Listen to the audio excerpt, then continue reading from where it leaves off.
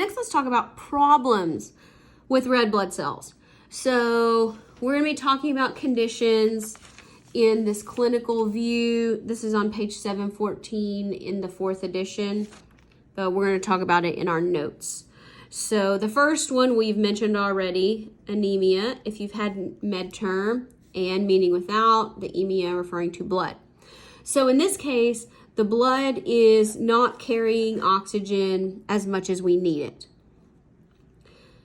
Oftentimes, it's a symptom of some type of disease or disorder. Generally, people with anemia, they have fatigue, they feel really tired, because again, their body's not getting enough oxygen. They're very pale because they don't have, blood there.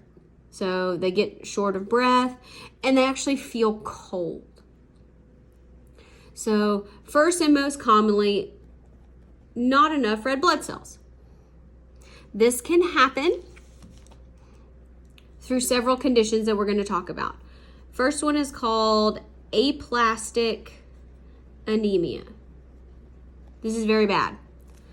This is an issue that affects all of the red bone marrow, which means all of our red blood cells, white blood cells, platelets are formed.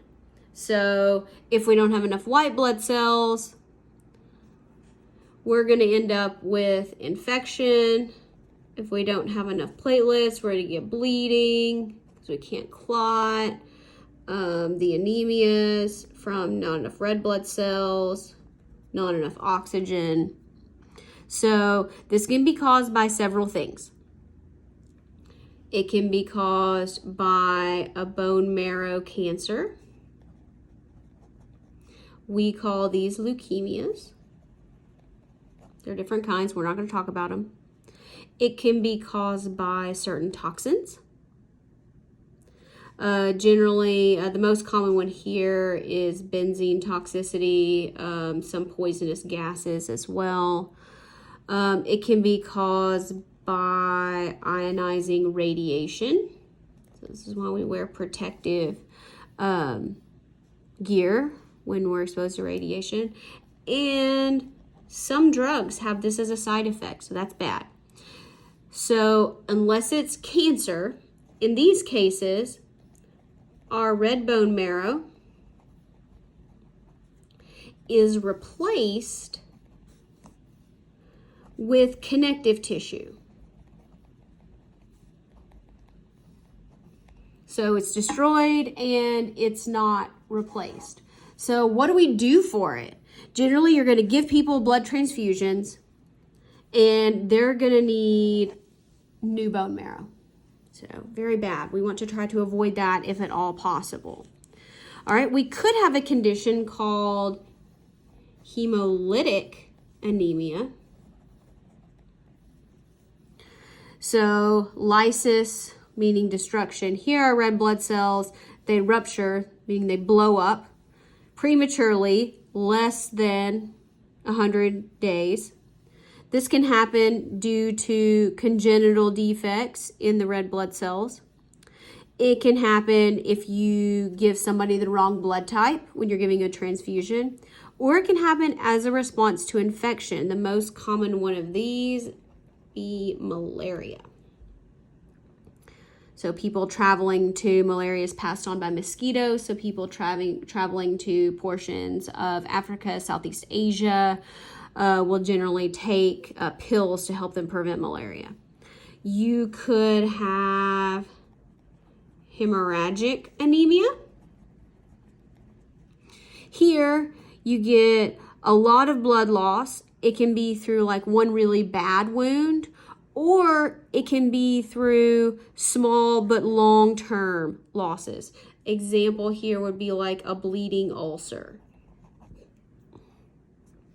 But this is nice because once you fix the problem, the body can fix itself.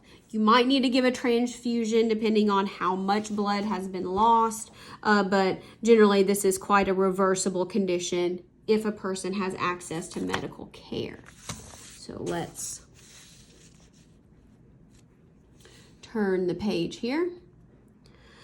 we can have, those were issues with red blood cells, we can have not enough hemoglobin. This is one of the most common ones. Iron deficiency anemia can caused by someone not getting enough iron in the diet, generally red meat. Their GI tract isn't absorbing iron. They've had a hemorrhagic anemia, and why is that bad? So in this case, we have iron lost from the body. And remember, 65% of the iron is in red blood cells, so it can't be recycled. So we need to do something about that. In this case, our red blood cells, if we don't have enough iron, they're very small and they're pale. They do not look as red as they should be. They're called microcytes, little cells. So what we usually do here is we do iron supplements. Usually these are oral. We can do that IV. If it's really bad, you can do a transfusion to help get somebody feeling much better really quickly. There's another condition called pernicious anemia. Again, you're going to have to practice writing a lot of these words. So this is caused, first of all, the background information. Intrinsic factor is a compound that is produced in the stomach, and you have to have it in order to absorb B12. So pernicious anemia is almost always somebody doesn't have intrinsic factor, or they do not have enough in their stomach. This can be an autoimmune disease, or most commonly we see it now in people that have had a weight loss surgery, a gastric band, some sort of, stomach gastric bypass. Their stomach is just smaller, so they're more likely to be B12 deficient because they don't have enough of that intrinsic factor. So what happens if we don't have this B12? They can grow, but they can't divide. So they get big. So these are called macrocytes. You may hear this called macrocytic anemia. So they're big and they're also pale because we don't have hemoglobin. So the treatment here is IM intramuscular B12 injections.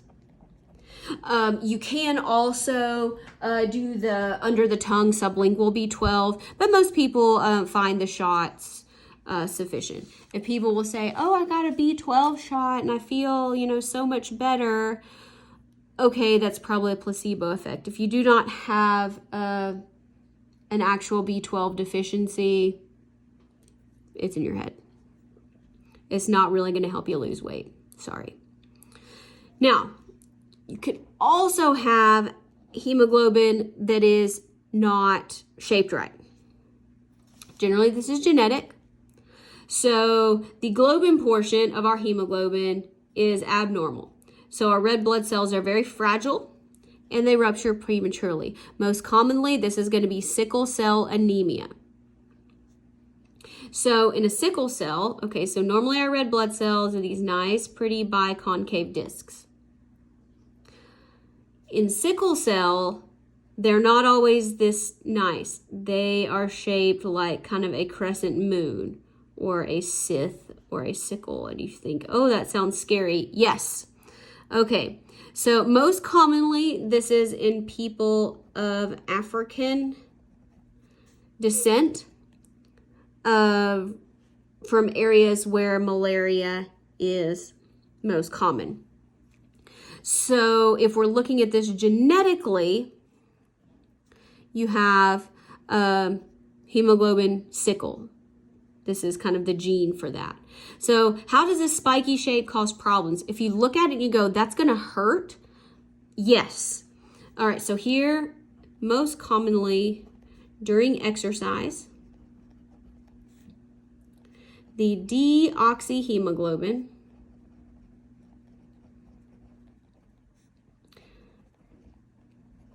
becomes this sickle shape. And when it does that, notice this doesn't look like it's going to move very freely, and it doesn't. So they clog up the small capillaries. Oh, it makes me hurt just thinking about it.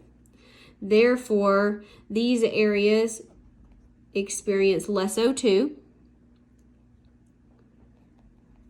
to all the tissues, we're going to say downstream. Because it's clogged up, oxygen-carrying blood can't get further. Now, this results in, as you might expect, extreme pain. When I say extreme, I mean extreme. This is called a sickle cell crisis. And if you ever see these patients, usually, if you have something like most commonly, it can be of any age, but if you have a young African-American patient who comes into the ER, is like, I need morphine, and they're, probably grabbing somewhere on their torso without, a gunshot or stab wound or anything, they're intact. Believe them. They probably have sickle cell. Get them some pain treatment. I have had treated several patients in the past with this. So why we're dealing with this in malaria. The gene that causes this sickle-shaped hemoglobin is actually resistant to rupturing from malaria. Now, it's recessive, so you have to have 2 copies of it to actually have sickle cell disease. Most of our carriers have 1 copy of the gene. This is called sickle cell trait. All right, so let's draw our Punnett square here. Oh my goodness. So if you have 2 carriers,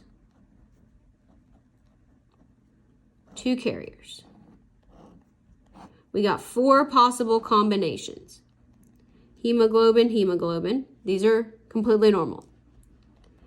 Hemoglobin and hemoglobin sickle cell. This is a carrier. Hemoglobin sickle cell. That's another carrier. Sickle cell. This person actually has the disease. So natural selection, how does this happen? People with the sickle cell trait, they don't die from malaria. That's a good thing.